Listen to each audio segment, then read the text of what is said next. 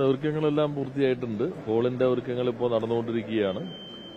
വിവിധ വിദേശ ഡെലിഗേഷനുകൾ ചിലത് ഇപ്പോഴെ തന്നെ എത്തി തുടങ്ങിയിട്ടുണ്ട്.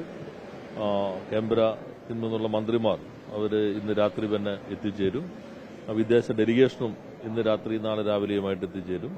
പൊതുവെ നല്ല ഒരുക്കങ്ങളാണുള്ളത്. മുഖ്യമന്ത്രി ഇന്ന് തന്നെ എത്തിച്ചേരും. അദ്ദേഹം ഇന്ന് വൈകിട്ട് ഇവിടെ എത്തിയതിനു ശേഷം വന്നിട്ടുള്ള പ്രധാനപ്പെട്ട സ്പീക്കേഴ്സുമായിട്ടുള്ള ഒരു ആശയവിനിമയം ഇന്നും നടത്തുന്നുണ്ട്. നാളെ രാവിലെ കൃത്യം 10 മണിക്ക് തന്നെ സമ്മേളനം തുടങ്ങാൻ കഴിയും. പ്രതീക്ഷിച്ചതിനപ്പുറത്തേക്കുള്ള ഡെലിഗേഷനാണ് ഇപ്പോൾ വന്നിട്ടുള്ളത്. നമ്മൾ ഉദ്ദേശിച്ച രൂപത്തിൽ തന്നെ എല്ലാ മേഖലയിലും നിന്നുള്ള പ്രധാനപ്പെട്ട വ്യക്തിത്വങ്ങളും വരുന്നുണ്ട്. നല്ല റിസൾട്ട് ഉണ്ടാക്കാൻ കഴിയുമെന്നാണ് പ്രതീക്ഷിക്കുന്നത്.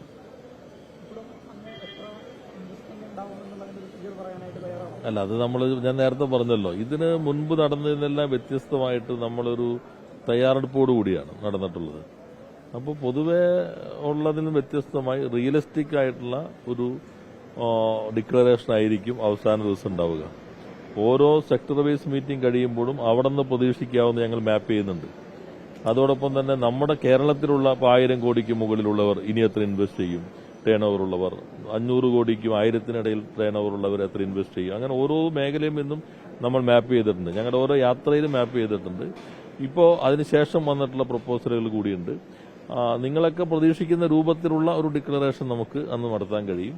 അത് റിയലിസ്റ്റിക് ആയിട്ടുള്ളതായിരിക്കും പ്രധാനം. ഒരു ഭാഗം ചിലപ്പോൾ ചില കണ്ടീഷൻ, ഇപ്പോൾ ലാൻഡ് കൺവേർഷന്റെ പല പ്രശ്നങ്ങളുള്ളതുണ്ടാവും. അത് പ്രത്യേകം തന്നെ നമ്മൾ മാർക്ക് ചെയ്ത് പോകുന്നുണ്ട്. നേരെ നമുക്ക് തുടങ്ങാൻ കഴിയാവുന്ന മട്ടിൽ പെട്ടെന്ന് അനുമതി കൊടുക്കാൻ കഴിയാവുന്നത് അതും മാർക്ക് ചെയ്യുന്നുണ്ട്. അത് 4-5 സെക്ടറായി തിരിച്ച് ഒരു പ്രത്യേക ടീം ഓരോ സെക്ടറിന് ഇതിനുശേഷം വർക്ക് ചെയ്യും. അതെനിക്ക് തോന്നുന്നു സമ്മിറ്റിന് ശേഷം വീണ്ടും നിങ്ങളെ കണ്ട് ഞങ്ങൾ എന്തെല്ലാം കാര്യങ്ങളാണ് വന്നതിന്റെ സ്വഭാവം എന്താണ് എന്നെല്ലാം കാര്യങ്ങൾ അതിനുശേഷം ഒന്നുകൂടി വിശദീകരിക്കാമെന്നാണ് കണക്കാക്കുന്നത്. കാറ്റഗറി 1 വ്യവസായങ്ങൾ പഞ്ചായത്തിന്റെ രജിസ്ട്രേഷൻ കൊടുക്കുന്നുള്ളൊരു വാർത്തയാണ്. അപ്പോൾ അതുമായി ബന്ധപ്പെട്ട് വരുന്ന ഒരു ആരോപണമോ വിവാദമെന്ന് പറയുന്നത് ഈ പാലക്കാട് എലപ്പുള്ളിയിലെയും ഊബർക്ക് ഇളവ് കൊടുക്കുന്നതിന് വേണ്ടി ഈ നയത്തിൽ തന്നെ ഇളവ് വരുത്തുന്നതാണ്. ഇത് നിങ്ങളുടെ കുഴപ്പമെന്ന് വെച്ചാൽ ഞങ്ങൾ ഈ വളരെ നേരത്തെ തന്നെ ചർച്ച ചെയ്തുകൊണ്ടിരിക്കുന്ന ഭാഗമാണ്. നമ്മുടെ വ്യവസായങ്ങൾ തുടങ്ങുന്നതുമായി ബന്ധപ്പെട്ട ഒരു പ്രശ്നം വന്നിരുന്നത് തദ്ദേശ സ്വയംഭരണ സ്ഥാപനങ്ങളുടെ സമീപന പ്രശ്നമാണ്. അതാണ് നിങ്ങൾ പല ഘട്ടങ്ങളിലും വാർത്ത കൊടുത്തുകൊണ്ടിരുന്നത്. അപ്പോൾ അത് എല്ലാം ചർച്ച ചെയ്തിട്ട് ഞങ്ങൾ തന്നെ സണ്ണി കമ്മിറ്റി രൂപീകരിക്കുകയുണ്ടായി. ആ കമ്മിറ്റിയുടെ റിപ്പോർട്ട് വന്നു. ആ റിപ്പോർട്ടിനെ അടിസ്ഥാനപ്പെടുത്തിക്കൊണ്ട് ഓരോ വകുപ്പിലും നിയമങ്ങളിലും ചട്ടങ്ങളിലും വരുത്തേണ്ട മാറ്റങ്ങളെ സംബന്ധിച്ച് പൊതുവായ ഒരു രൂപരേഖ ഞങ്ങൾ തയ്യാറാക്കി. അതിനുശേഷം ബന്ധപ്പെട്ട വകുപ്പ് മന്ത്രിമാരും സെക്രട്ടറിമാരുമായിട്ട് പ്രത്യേകം ഞങ്ങൾ യോഗം ചേരുകയുണ്ടായി. മുഖ്യമന്ത്രിയുടെ നിർദ്ദേശത്തിന്റെ അടിസ്ഥാനത്തിൽ ഓരോ വകുപ്പും അതിനാവശ്യമായ നടപടികൾ സ്വീകരിക്കാൻ പറഞ്ഞിരുന്നു. അതിനുശേഷം തദ്ദേശ സ്വയംഭരണ വകുപ്പ് മന്ത്രി അദാലത്ത് നടത്തുകയുണ്ടായി. ഞങ്ങളുടെ അദാലത്ത് നടത്തിയപ്പോഴും പൊതുവായി മാറ്റം വരുത്തേണ്ട പ്രശ്നങ്ങൾ ഞങ്ങൾ മുഖ്യമന്ത്രിയുടെ മുമ്പിൽ സമർപ്പിച്ചിട്ടുണ്ടായിരുന്നു. അതിന്റെ അടിസ്ഥാനത്തിൽ ഈ മേഖലയിൽ കുറേയേറെ ചട്ടങ്ങൾക്കകത്ത് മാറ്റം വരുത്തേണ്ടതുണ്ട് എന്ന് കാണുകയുണ്ടായി. ആ ചട്ടങ്ങൾ മാറ്റം വരുത്തുമെന്നുള്ള ഇന്നത്തെ പ്രഖ്യാപനം വളരെ സ്വാഗതാർഹമാണ്.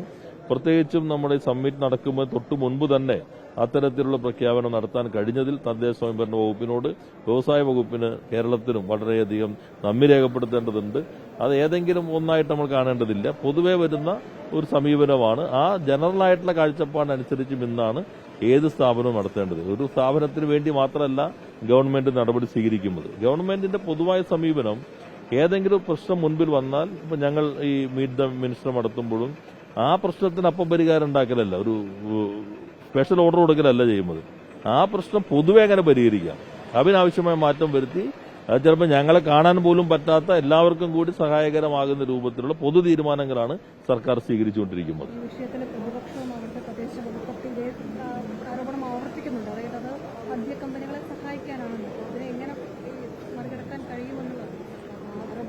അല്ല, അത് പിന്നെ അവരുടെ ഒരു ഉത്തരവാദിത്വം അതാണല്ലോ, അത് അവർ നിർവഹിക്കാന്നല്ലാതെ.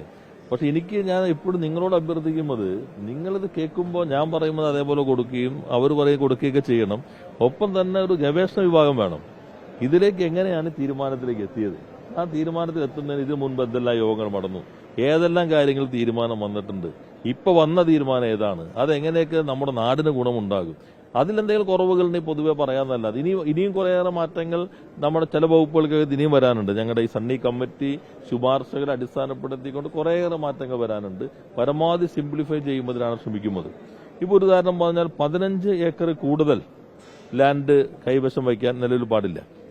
15 ഏക്കർ കൂടുതൽ വയ്ക്കാൻ പാടില്ല എന്ന് പറയുമ്പോൾ എക്സംഷൻ ക്ലോസ് നിയമത്തിലുണ്ട്. പക്ഷെ അത് സങ്കീർണ്ണമായിരുന്നു. വ്യവസായങ്ങൾക്ക് ചിലപ്പോൾ 20 ഏക്കർ വേണ്ടി വരും, 30 ഏക്കർ വേണ്ടി വരും, അല്ലെങ്കിൽ ചിലപ്പോൾ മെഡിക്കൽ കോളേജ് തുടങ്ങാൻ വേണ്ടി വരും. അതാണ് പിന്നീട് ക്യാബിനറ്റ് തന്നെ അതാത് വകുപ്പ് മന്ത്രിമാരും പിന്നീട് റവന്യൂ മന്ത്രിയും ഉദ്യോഗസ്ഥരും ചേരുന്ന കമ്മിറ്റിക്ക് ഒരു ഏക്കറിന് അഡീഷണൽ വരുന്ന ഒരു ഏക്കറിന് 10 കോടി ഇൻവെസ്റ്റ്മെന്റും 20 തൊഴിലും ഉണ്ടെങ്കിൽ അത് മന്ത്രിതല കമ്മിറ്റിക്ക് ആ മാനദണ്ഡം വെച്ച് എക്സംഷൻ കൊടുക്കാം എന്ന് തീരുമാനമെടുത്തു. നമ്മുടെ ഒരാൾ ഈ തീരുമാനം കാണിച്ചിട്ട് പണ്ട് ഇതിനു വേണ്ടിയാണെന്ന് പറഞ്ഞു. കഴിഞ്ഞ ദിവസം അദ്ദേഹം തന്നെ എന്നെ കാണാൻ പോകുന്നു, ഇതിന് മാറ്റം വരുത്തേണ്ട. ഞാൻ ചോദിച്ചു, നിങ്ങൾ അന്ന് കാണിച്ച ഓർഡർ ഒന്ന് വായിച്ചു നോക്ക്.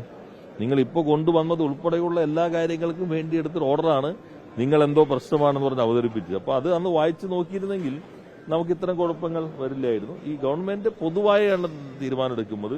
സിംപ്ലിഫൈ ചെയ്യുകയാണ് പ്രധാനം. എല്ലാം ട്രാൻസ്പെറന്റ് ആകണം, സിംപ്ലിഫൈ ചെയ്യണം. ഇപ്പോഴത്തെ ചട്ടങ്ങൾ അതിന് സഹായകരമായിരിക്കും. ഈ ഘട്ടത്തിലും ഞാൻ നിങ്ങളോട് അഭ്യർത്ഥിക്കുന്നത്, വിവാദങ്ങളുടെ വലിയ ഇത് കൊടുക്കുന്നതിന് മുൻപ് പ്രശ്നത്തെക്കുറിച്ച് പഠിക്കുകയും ഈ സബ്മിറ്റ് മടക്കുന്ന സന്ദർഭത്തിൽ അപ്പോൾ ആളുകൾ വിചാരിക്കുമോ ഈ ചട്ടം മാറ്റിയിട്ടും വലിയ കാര്യം ഉണ്ടാകാൻ പോവില്ല. ചട്ടം മാറ്റിയത് പോസിറ്റീവായിട്ടാണല്ലോ വരേണ്ടത്. ചട്ടങ്ങൾ മാറ്റുന്നു, പൊതുവെ വ്യവസായങ്ങൾക്ക് സൗഹൃദമായ രൂപത്തിൽ ചട്ടങ്ങൾ മാറുന്നു എന്നൊരു വാർത്ത വരുന്നത് വളരെ പോസിറ്റീവാകുന്ന ഒരു അന്തരീക്ഷമാകണം.